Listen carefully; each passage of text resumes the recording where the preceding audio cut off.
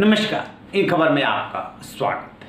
5 राज्यों में हो रहे विधानसभा चुनाव में से 3 राज्यों में चुनाव संपन्न हो चुके हैं, मिजोरम, मध्य प्रदेश, छत्तीसगढ़। लेकिन सबसे ज्यादा यदि चर्चा हो रही है तो वो मध्य प्रदेश है। किसकी सरकार बनेगी? एक तरफ बदलाव की बयार है, दूसरी तरफ बीजेपी की तरफ से दावा किया जा रहा है कि हर हाल में हमारी सरकार बनेगी।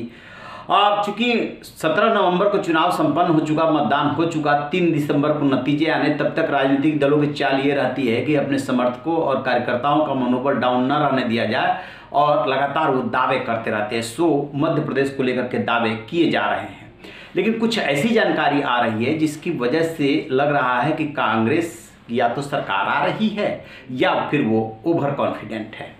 दरअसल कांग्रेस की तरफ से जो संगठन के उपाध्यक्ष हैं उन्होंने एक चिट्ठी लिखी है और सभी जो प्रत्याशी उनसे जानकारी मांगी है कि किन अफसरों ने आपके क्षेत्र में क्या क्या गड़बड़ी की है, वो जरा उसका तफसील भेज दीजिए कि ये अफसर हैं, उनकी एक लिस्ट भेजिए। कमलनाथ की तरफ से ये लिस्ट मंगाई गई है।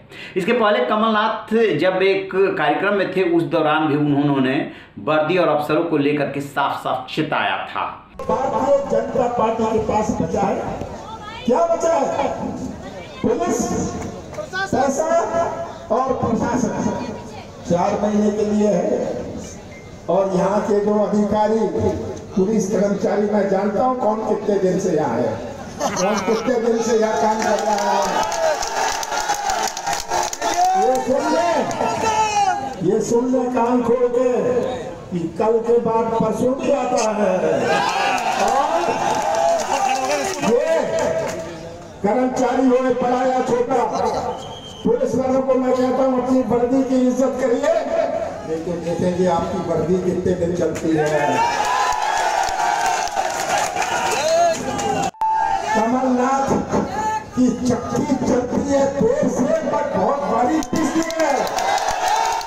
अभी ग्वालियर साउथ के विधायक हैं पाठक जी, वो वहाँ के डीएम से उलझ रहे थे। उसमें भी उन्होंने कहा था कि बीजेपी का कितना बचाओगे। कहने का मतलब ये है कि लगातार कांग्रेस जो है प्रशासन से उलझी हुई है। 2 बातें हो सकती है। एक तो कहीं ना कहीं उसे डर है कि प्रशासन गड़बड़ कर सकता है, तो कार्यकर्ताओं का मनोबल ऊंचा रखना है, लिहाजा जो है इस तरीके की चालें चली जा रही है, दबाव बनाया जा रहा है। दूसरी बात ये कि ट्रेनिंग के लिए बुलाया गया है जो प्रत्याशी और उनके लोग हैं उनको 26 को, कि आइए आपको बताया जाएगा कैसे ईवीएम जब खुलेगा तो आपको नज़र रखनी है और जो पर्ची निकलती है उस पर कैसे नज़र रखनी है, वगैरह वगैरह।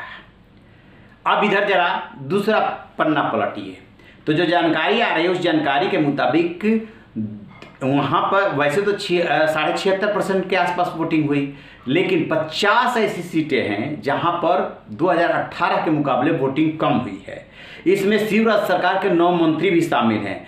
प्रेम सिंह पटेल, भूपेंद्र सिंह, उषा ठाकुर, राम खेलावन पटेल, मीना सिंह, विश्वास सारंग, राजवर्धन सिंह दत्तीगांव, तुलसी सिलावट और जगदीश देवड़ा की सीट पर वोटिंग घटी है। और यदि बात करें विधायकों की तो बीजेपी के 28 एमएलए की सीट पर वोट प्रतिशत कम रहा है और कांग्रेस के 20 एमएलए के सीटों पे वोट प्रतिशत कम रहा है। बसपा और एक निर्दलीय भी शामिल है जहां की वोटिंग कम हुई है। तो कुल 50 सीटें ऐसी है जिसकी वोटिंग घटी है। अब इस वजह से कहीं ना कहीं ये राजनीतिक दल जो है वो उसमें भी है, दुविधा में भी है कि आखिरकार इसका क्या नतीजा निकलेगा। और 15 सीटों पर कांग्रेस और बीजेपी के बागियों ने खेल बिगाड़ा है। कांग्रेस बीजेपी से टिकट नहीं मिलने से नाराज 8 पूर्व विधायकों ने पार्टी छोड़ निर्दलीय चुनाव लड़ा था।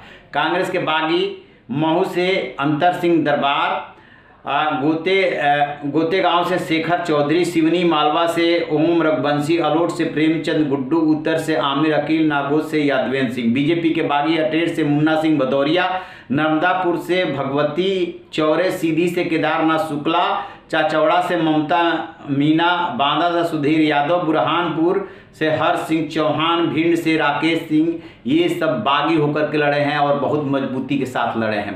तो 2 चीज़ों पे जाकर के पूरा वो समीकरण और गणित बैठ रहा है। एक कि बागी होकर के जो लड़े हैं, चाहे इस पाले के हों चाहे उस पाले के हों, वो कितने उसमें से जीतते हैं। पहली बात। दूसरी बात कि जिन 50 सीटों पे कम वोटिंग हुई है, जिसमें कि 28 बीजेपी के विधायकों की सीट है, उधर जो है कौन जो है बाजी मारता है कम वोटिंग के बावजूद, इस पे गणित और समीकरण डिपेंड कर रहा है। और कांग्रेस जो ये मांग रही है लिस्ट, तो कहीं ना कहीं उसके मन में ये तो है कि हम चुनाव जीत रहे हैं, बदलाव की बयार बही है, ठीक से बही है, लेकिन दूसरी तरफ घबराहट भी इसमें शामिल है और बेचैनी भी इसमें शामिल है, क्योंकि कार्यकर्ताओं को प्रशिक्षण देना और उसके बाद कहना कि हर चीज़ पर पैनी नज़र रखनी है, ये कहीं ना कहीं इसको शो कर रहा है।